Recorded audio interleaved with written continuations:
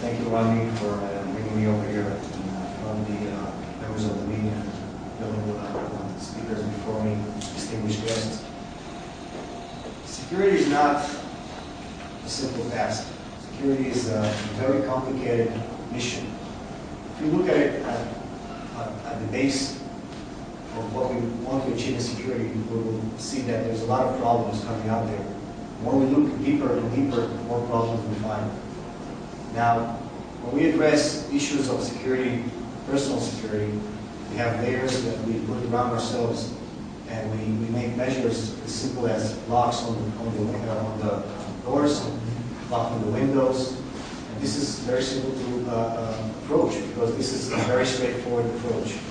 But when it comes to complicated systems like flying over an airplane and coming to a different country and passing borders and having interaction with many entities, that complicates the task, and that complicates the system, and that eventually leads to byproducts that are false.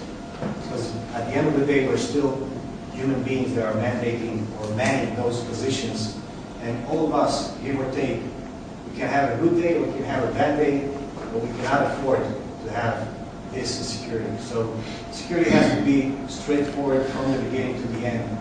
This has to be delivered in that approach.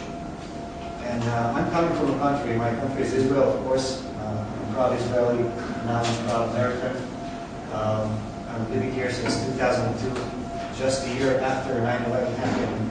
And every time that some atrocity like that happened, people are asking why the Israelis are so good with such and such training. Why are they becoming so efficient in stopping terrorists and bombers and all this in their country?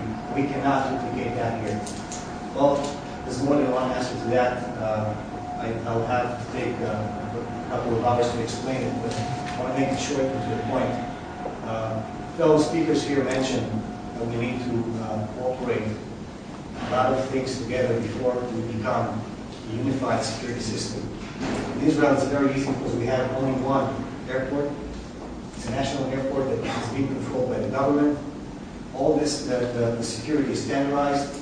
Everybody that is interacting with security has to go through the same training. It cannot be that Joe is coming with a different background and is being put to supervise so-and-so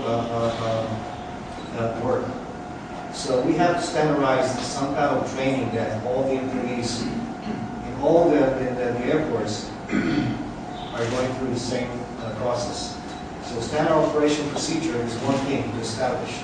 I know that there's a standard operation procedure, but who are the guys that are on the job? How much are they paid?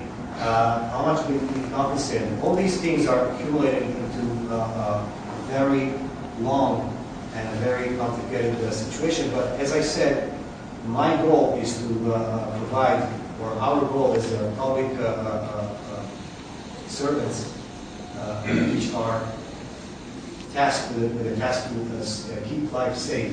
Because if I'm on a flying with an airplane, on an airplane with my family, I want to know that everything is being done in the power of the people that are keeping me safe correctly.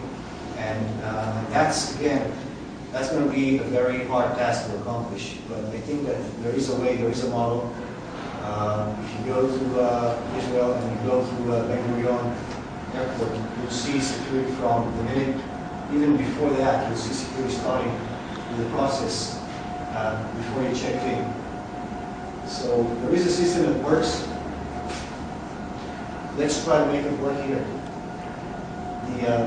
The model is working. If we would take only one airport here in the United States that replicates or duplicates the same mentality, the same type of training, the same type of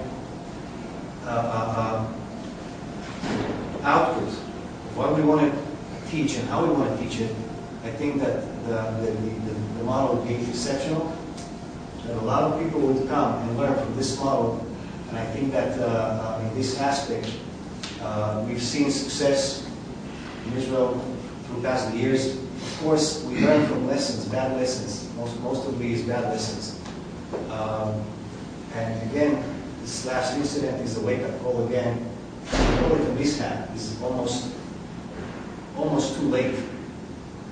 If that terrorist would have succeeded, that would be, again, a great success to all the terrorists that would like to see Americans brought down to their knees. And that's not something that we take easily. I think national pride has to come in also the training that we provide to our fellow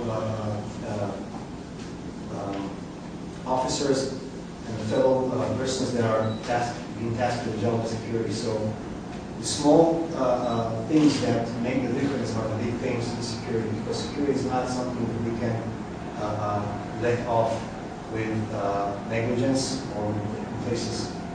So my message today here is get serious about being proactive. And my fellow speakers said that before me. It's very hard to achieve a goal like that without being proactive. Take whatever it needs to keep our airports, harbors, facilities safe, and keep a safe society here.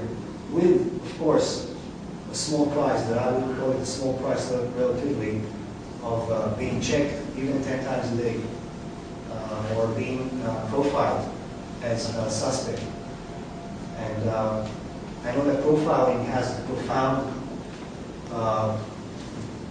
context, but when it comes to security, there's no racial profiling, there's no ethnic profiling, there's security profiling, which we use much differently than the words that are being used in the common media. Of course, there's a lot of problems with that, because where's the balance? And I think that in Israel we found the perfect balance. Bottom line, this is what works for us, and I think we'll work here to take it seriously. Thank you very much for having me today, and bless you all.